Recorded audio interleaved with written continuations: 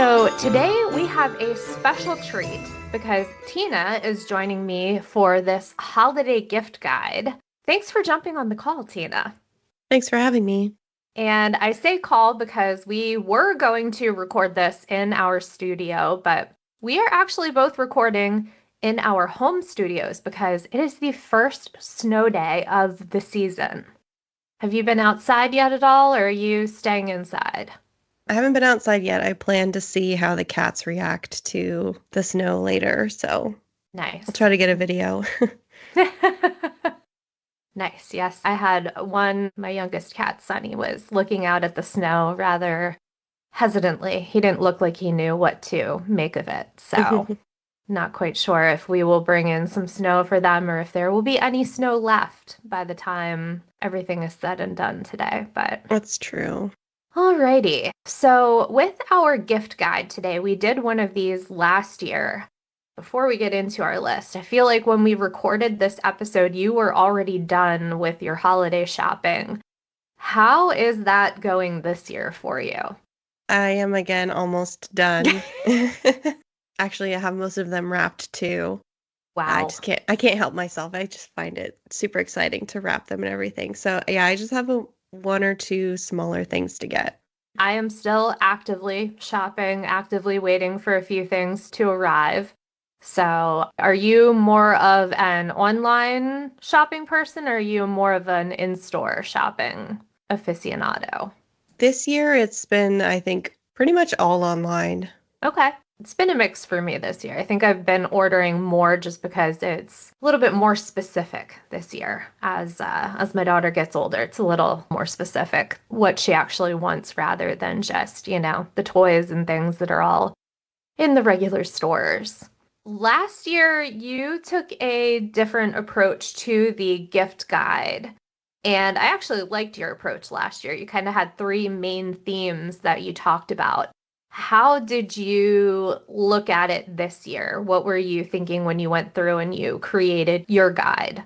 This year, I think I was thinking about it a little differently with trying to find places where I could get gifts all in one place, like all in one website or all in one store, or the majority. Just because I don't know if it's laziness or just tiredness. I'm like, I don't want to have to shop around and search for hours to get things. I want to just like sit down and get them all in one place. So I think that's kind of the mindset that I have for this year.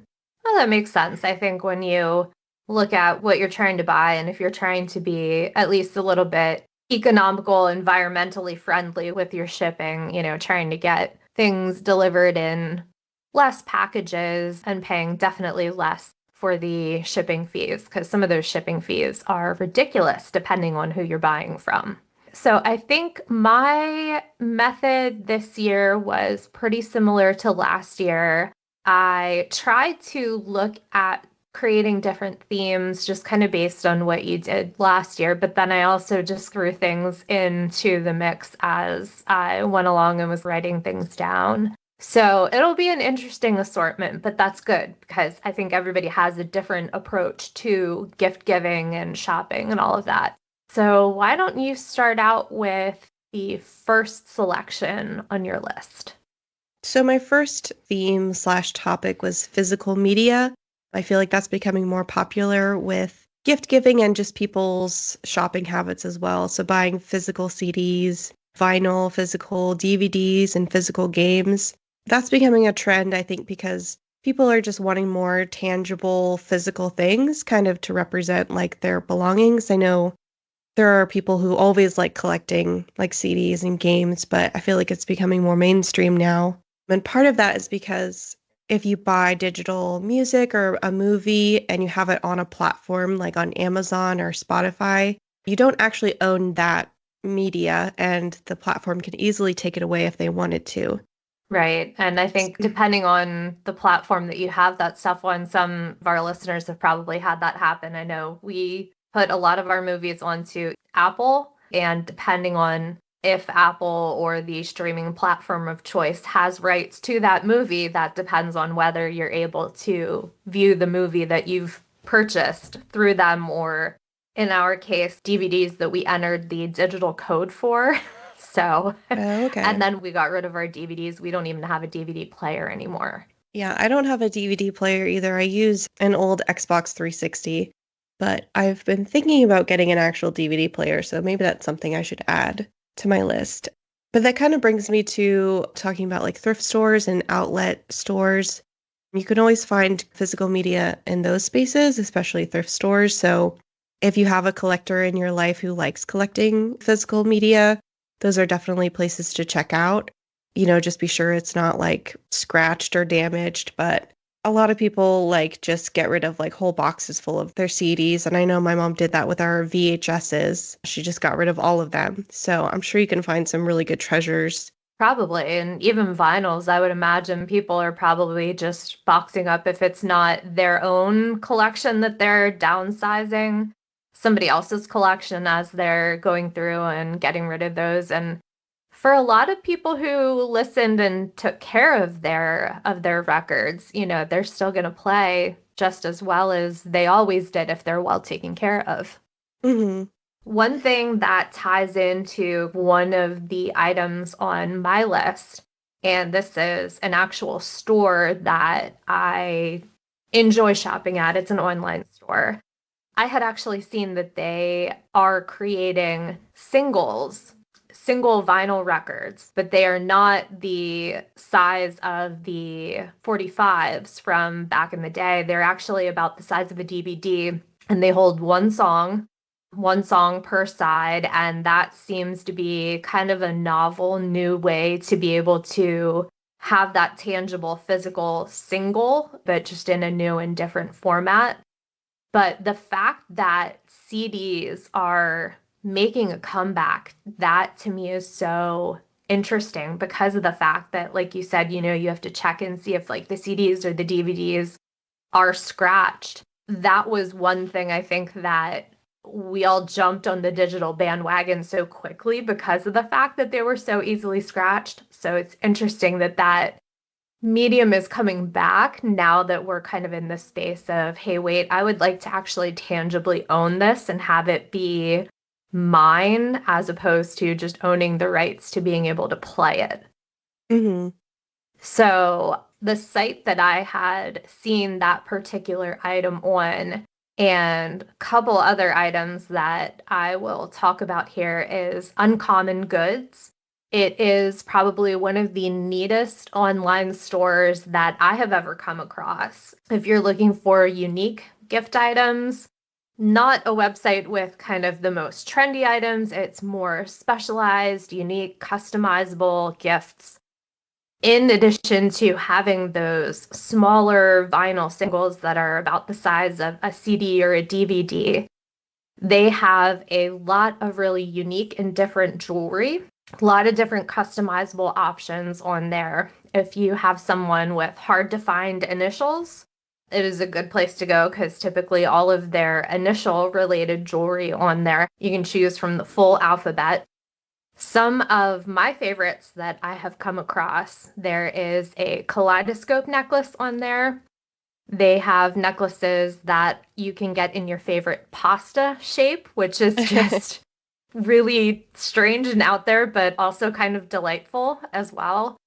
And the one that I have gone with so many times for my own jewelry is a brand called Waxing Poetic. And you can get some of their stuff on Uncommon Goods as well as their own website. And they're one of those that you can get every initial option that is out there.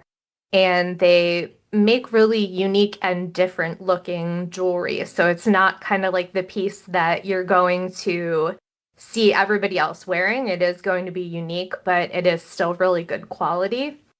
And then the last thing that I saw on there, and this is a gift that I think I've seen pop up in a lot of different types of products.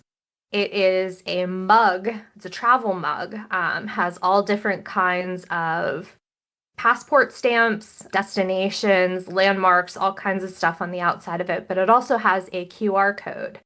And it is a scannable QR code that gives you a different picture, a destination, information about that particular landmark or area every single day. So there are 365 different destinations, and those destinations change depending on what the day is. So it's kind of something fun. I've seen that in bracelets with kind of like a different quote or a different message every day. I've seen it that you can scan a QR code, get a different picture. So it's kind of an interesting marriage of technology and something that gives you something different every day, but then you also have this very real mug that you can like use in the morning when you're having your coffee, and that can be the way that you start your day, maybe with a little bit more intention and with a little bit more inspiration rather than just, scrolling through the news, because who needs to do that first thing every morning?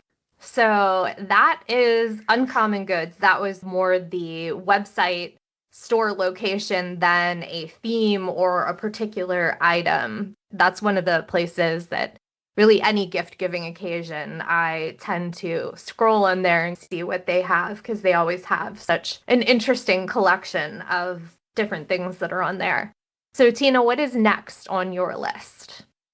That's kind of funny because that was on my list too. But I feel like we were looking at really different things. So I feel like it's still applicable that I share. I actually found out about Uncommon Goods through some YouTubers who were sponsored by them.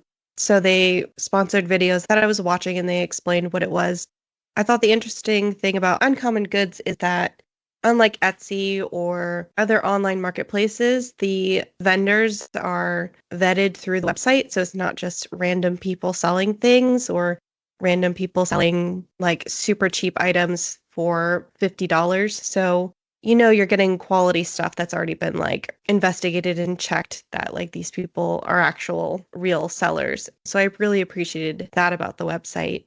As you look through, there's an artisanal quality to a lot of what is on the site, but I feel like there are a lot of sellers with kind of a purpose on there, that they're supporting something, or like money that you're putting in toward what you're buying goes toward, a cause or something. It's a little bit different than your typical, like you said, your typical marketplace.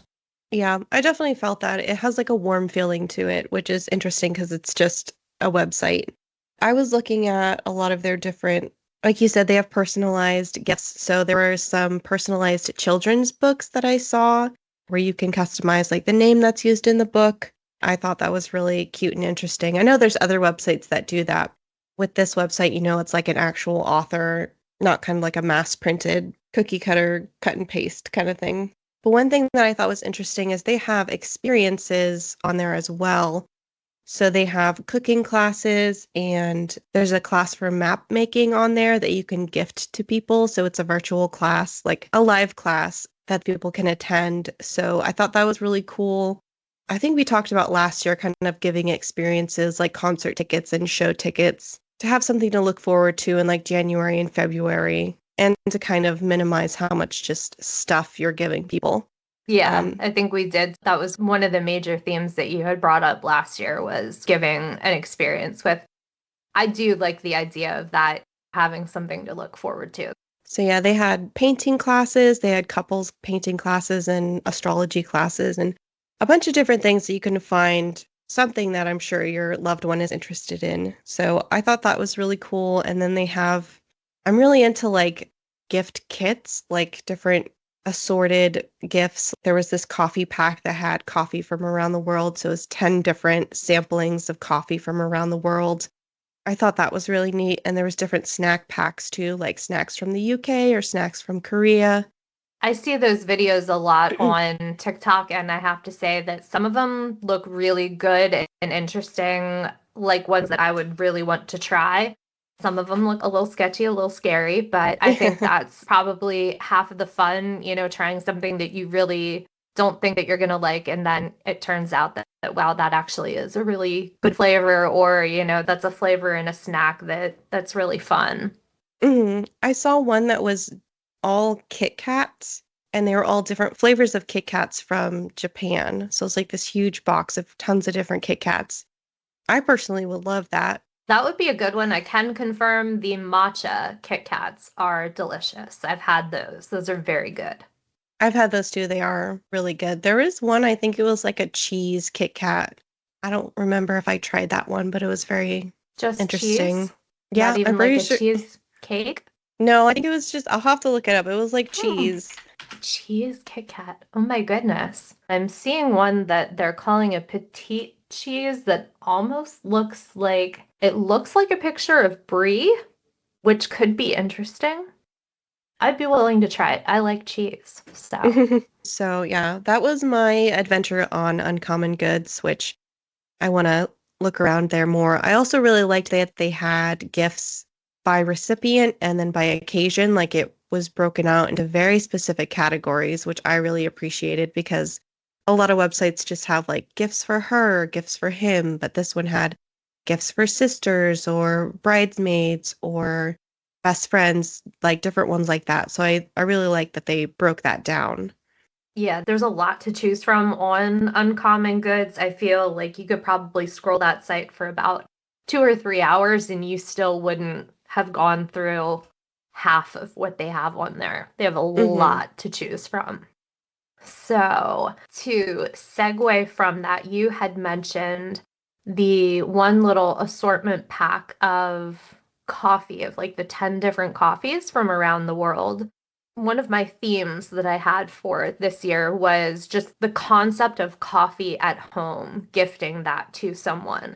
I am always a fan of doing the gifting a mug with some sort of coffee assortment or gifting someone that coffee assortment and just throwing in like a fun mug with it. I think that more people, as we're looking at the economy and people are trying to figure out where to cut costs, one of the first places seems to be that daily coffee. If you are going out and having that coffee every day or picking it up on your way to work, also, I think they're making more of the tools and accessories and things that you need to be able to do those things at home. I feel like frothers are now more accessible than they have ever been, that you Hmm. can make your own cold foams or even just making your own latte at home.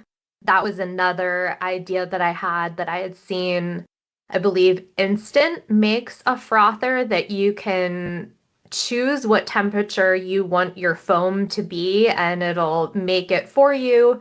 The nice thing about those preset machines that it's sort of like you turn it on and then they time it out for the proper amount of time.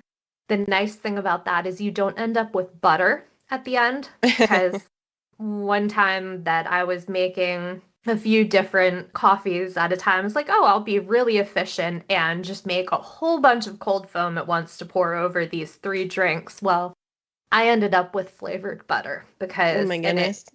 yeah, fair enough. I was using an immersion blender, which probably wasn't the best idea, but it was amazing how quickly it went from we had like a nice foam going, and then out of nowhere, these tiny little globs started appearing, and then maybe 2 seconds later, it was butter. So, yeah, do not advise using an immersion blender to make your foam for your coffee. But that is another way that you can take on that concept of coffee at home. And then the other thing, obviously, the very high end coffee makers, I feel like the price has been coming down on those. Hmm.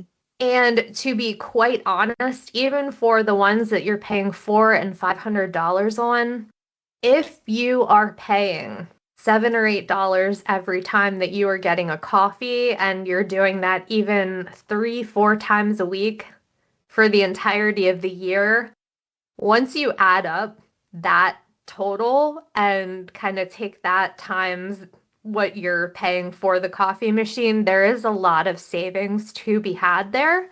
So I think that's kind of something that as the generation of grab coffee on the go has aged into wanting to buy houses, getting married, all of that stuff, we're seeing how much that coffee habit costs. And that is one other area where you can almost create this delightful, fun thing that now you can do at home and you can make your drink exactly the way that you want it.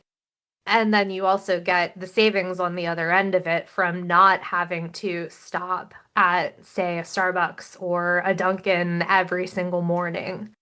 There are a lot of different versions. I mean, some are just the K-cup with that bigger pitcher to be able to do the cold brews, or actually being able to brew coffee cold rather than hot. Some of them add in the espresso. Some of them also have the pot that you can make a regular pot of coffee for when you have family over. The thing that I like about that is there's a lot of different versions that you can go with depending on what type of coffee you're drinking. And then you can really add to the fun by still adding in those different coffees. A lot of the local coffee shops have local beans that they're selling, so you can add supporting small businesses with that. If it's not like a mug situation that you want to do, say if the person likes cold brew a little bit more, you can add those fun to go cups in with the gift. So I think there's a lot of different ways to customize that whole concept of making really good coffee at home. Yeah, I definitely agree. That's actually kind of what my sister and I did for each other's birthdays this year because we have birthdays in the same month. But I bought her some coffee syrups and I got her the solo cups with the lids and straws. And they were like the green straws so she could feel like she's at Starbucks, but, not paying $7 for one drink. So I got that for her, and then she got me a sampling of syrups and a grocery order of coffee and the different cold foams. So that was really fun to try it out. I haven't tried to make cold foam, but I have tried the canned cold foam from International Delight, and those are pretty tasty. I'm not sure I'm there yet for making my own, but I think you're very brave for doing that. Yeah, it's not too bad. I will even say the little frothers, those work great as well. It's just that it's almost better to get one of the ones that plugs in and does the math of the timing for you, because with the small frothing whisk, you're going to be replacing the battery on that probably every 2 weeks. So if you're really making it frequently, all you need is heavy whipping cream, but you can use sometimes whole milk will do the job, or you can do half and half. We always just get the heavy whipping cream and then just throw that through the frother, add in the syrups like you said, and there's your cold foam. And the fun thing about cold foam is you can make that nice and sweet and kind of trick your brain into thinking that the coffee is sweeter than it actually is. So you can actually cut down your sugar that way.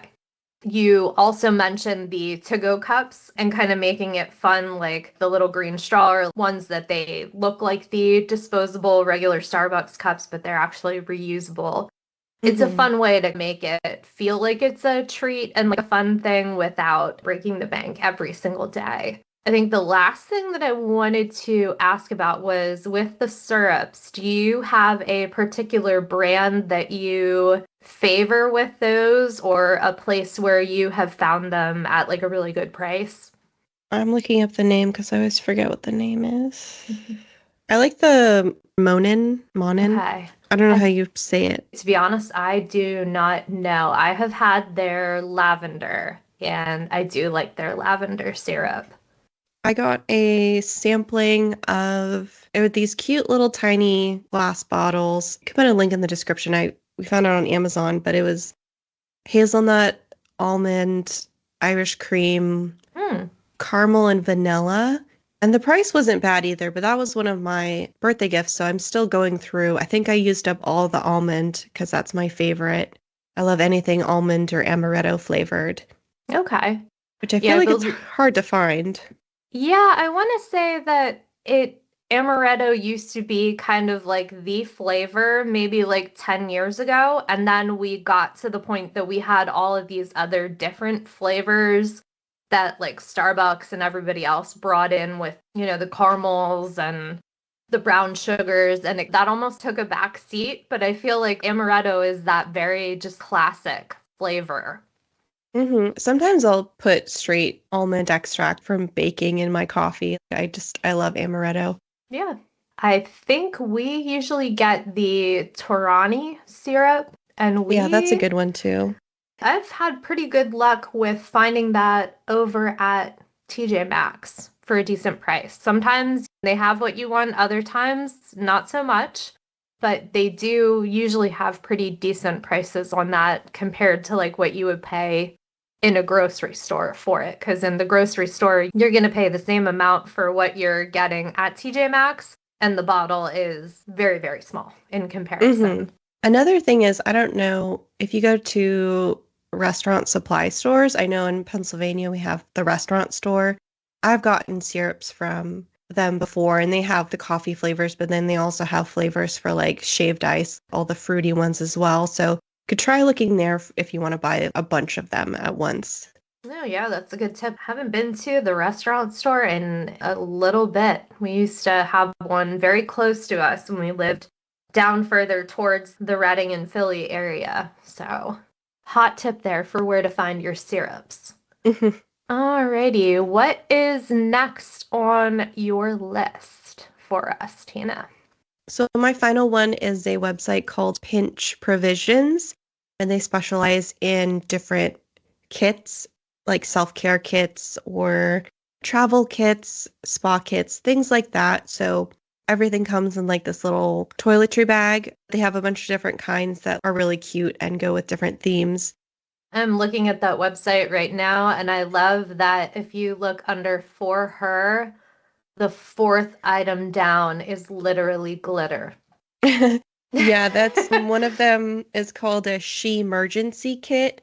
That one, I think, just by looking at it, is probably you're getting the most for your dollar with that kit. Some of them are a little sparse with how many items they give you for the price, but the She Emergency Kits, they have stain remover, tissues, nail polish remover, deodorant, a little mirror, comb, hair clips, double-sided tape for wardrobe malfunctions, and it has even more, and it's under $50 for those kits.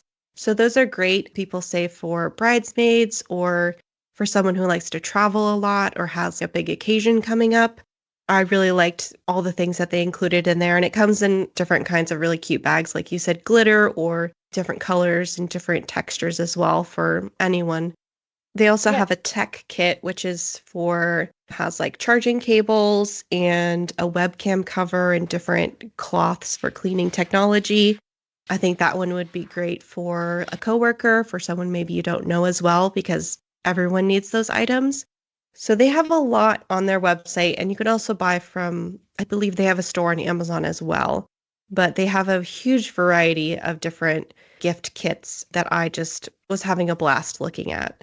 Yeah, I like the idea. I feel like a makeup bag is always kind of a fun idea to gift, but this is kind of taking that and elevating it to the next level with actually packing things within that little bag that can be super helpful if you travel a lot or just to be able to have little fun things. Like you said, it looks like there's quite a few different options to choose from. So yeah, I really liked looking at them. And it's not just for her, there's gifts for him and gifts for everyone. So I think it's really good if you're in a pinch. I mean, it's called Pinch Provisions for finding a gift for someone, or you don't really want to think too much about it, kind of just have everything all together in one. Right. And I like what you said about the buying one for the someone that you don't know that well. It's a thoughtful enough gift, but it's not going to come across as, hey, you don't know me at all. Yeah. And there are some really cute designs in here. I think that's a very cool idea. It goes along with the whole concept of our survival guide. These would be great to even gift to yourself to be able to have in your car or on the go. Yeah, definitely. Well, I would love to say that my next one ties in as well as the previous two have, but maybe if we go with the idea of self-care here as our segue, this is one that I feel like I have been noticing as a theme for some of the things on my wish list this year, and that is just kind of the general concept of coziness. I know I have mentioned previously the idea of like a throw blanket, and I've mentioned that's a great gift. Size it up to make it a full size or a queen size. Make sure it goes with the bedspread or the couch.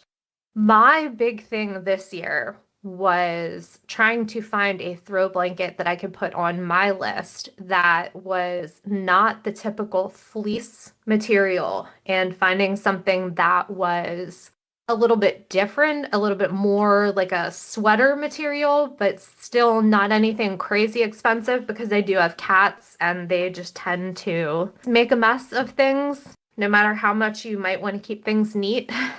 But just being able to have like a warm and fuzzy blanket to cuddle up with in the winter time, like I always think that makes a really good gift for the holidays. Another thing, clothing wise, and thankfully I've been seeing this a little bit more lately. I love the concept of a hoodie or a pullover, like a quarter zip, anything like that. This is the time of year where you typically start to see them make those in different materials. And a lot of times, historically, that's been more like fleece or like thicker sweatshirt material. I've seen a lot more lately where they're making like the hoodies and the quarter zips out of actual sweater material or even cashmere, which that is just like perfect because it kind of takes the casual vibe of like the hoodie, but then automatically elevates it a little bit, but then adds that like cozy factor into it. One of the places that I've been looking a lot lately was on Quince to their concept of cashmere, because they are not as, I don't know if it's not as well known or just the way that they source their materials and the way that they handle their advertising and marketing, that they don't have the markup that a lot of the other stores do. So they have a lot of very affordable cashmere on their site. And then another thing that I've seen a lot that I think started last year was the matching sets with like the sweatshirts and the sweatpants, or the hoodies and the sweatpants. And a lot of times those can either be made out of like sweatshirt material or they can be made out of sweater material. And that's just, again, something super cozy to be able to just kind of like hang out, lounge in, feel very like cozy, comfortable, and warm in. And then the last thing on there that is something that is on my list, and kind of in my mind it does go with it, but sourdough starter. It does go with the cozy vibe. Yeah, the whole concept of hygge, it fits in there, the Danish art of practicing coziness. But this is a time of year where we're more thinking about baking and making things from scratch. And so, yeah, a sourdough starter. If you have anybody who is a baker who has mentioned that, I feel like it's not always easy to know where to get a sourdough starter if you're just kind of looking to dip your toes in the water of that. So if you're able to gift that to someone, I think that can make a really fun gift as well. But yeah, just kind of the concept of like coziness, even if you want to take that. I think another one that I had on here was different movie experiences, the whole at-home movie experience. I mean, you can make something like that with the blanket and the choice of the movie, snacks, all of that kind of stuff. Mm-hmm. So I put a bread maker on my Christmas list, so we'll see if I get it. They are very helpful. I know my grandmother used to make bread from scratch for the longest time, and I would have thought that a bread maker for her would have been not well received, but she actually loved her bread maker and she used it all the time because it just takes a lot of the guesswork out of what you're doing, and also really kind of helps with the process of kneading and everything. Mm-hmm. As you get older, our hands and our joints don't typically function the same. So kneading dough kind of becomes a little bit more difficult as we age. So I think for her, that was a really perfect way to still be able to make the things that she loved to make for both herself and for other people, even if she wasn't physically able to do it. So yeah, and it takes a lot of time to make homemade bread. I know last time I made it, it took me hours. I made 2 loaves and they were gone in one day because we just love eating it. Yeah, it is a time-consuming thing to do. Even I have a garlic knot recipe, and that is a double rise. So it takes Mm, a little bit longer to make it, but then, yeah, it's gone almost instantly because who doesn't like fresh bread? It's just yeah. too good. So, is there anything else that maybe made it almost onto your list or anything else that you would like to share? Yeah, there was one more thing, kind of going with more personalized gifts. I've really enjoyed gifting picture frames with pictures in them that I've printed out or have ordered. And that's something that I've enjoyed doing the past couple years, especially kind of goes with like the physical media. We have so many photos on our phones, but not really the actual physical photo. So finding really cheap picture frames at like the dollar store or even like thrift stores and then printing out photos and giving those as gifts has been something I've enjoyed. Oh, yeah. And I will say, if you go to a thrift store, there are so many picture frames to choose Mm-hmm. from, even if it is something that previously had artwork in it. I mean, you can buy it and throw away the artwork that's in it if Yeah. it's something that you don't like, but we have upcycled many a thrift store art situation, and some of them are situations, but feel bad sometimes for the artists of these works that people were probably so lovingly gifted and then they end up at a thrift store. But it's okay. They're given second life, and that's kind of part of the whole point. But all right. Now, to wrap things up for this episode, what is one thing that is on your wish list this year other than the bread maker that you would like to share? That's a great question. I always have trouble making lists for myself. I can easily make lists for other people, but for some reason, for myself, it's always really difficult. So let me pull up my actual list. One of the things I really want is a really fluffy robe because we don't really keep the heat on. It's 65 degrees in my house right now. We always keep it pretty cold. So I'm usually walking around with a blanket on, but I'm like, I should probably get a robe. So I put a very soft, fluffy purple robe on my Christmas list that I'm hoping I will receive this year. There are some out there that I will say are almost the thickness of a blanket. So it literally is like you are wearing a blanket. Those are definitely very, very nice, and they will do the job of keeping you warm. I think the one thing that I would add on here that I recently added to mine, this was not even something that I knew that I really wanted until I saw it, of all places. I believe it was on a few different gift guides, but I think I saw it on Oprah's gift guide. A stovetop popcorn popper. Oh, okay. And this is one that it actually has the crank so that you can keep everything moving and turning while you're popping so that nothing burns. Because we've definitely, I've made it in just a regular pan or in a pot, and Hmm. somehow it always manages to get burned. Or one time it was delightful. I think we made kind of a brown butter before we ended up with the popcorn in there. And that tasted really good, but then we tried to sort of duplicate that, and the next time it just tasted burnt. So, Okay. Do you use butter or do you use oil when you're popping it?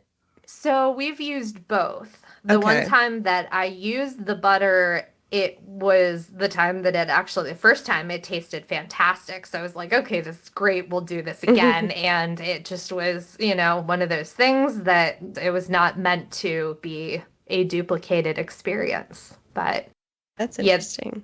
it's a stovetop popper by Whirly Pop. And yes, supposedly it'll do most of the work for you. And hopefully I won't be burning popcorn anymore. Because I like the concept of some of the microwave popcorn poppers that they have, but I'm not sold on the silicone ones. But Yeah, yeah.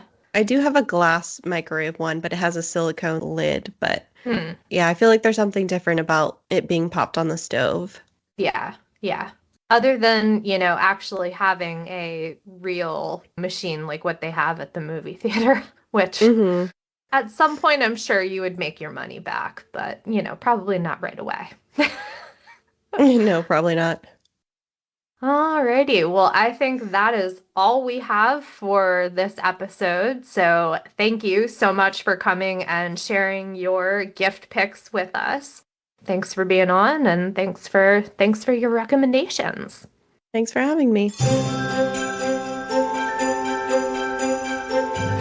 That is a wrap on this year's holiday gift guide. For links to the products we mentioned in today's episode, be sure to visit the episode notes. Thanks so much for listening. We will see you next episode. The Agent Survival Guide podcast is a production of Ritter Insurance Marketing, an integrity company. This episode was researched and recorded by myself and Tina Lamoureux, with production by me, Sarah Ruppel. Podcast design by Urban Rivera. Follow along with our show for more episodes like this one.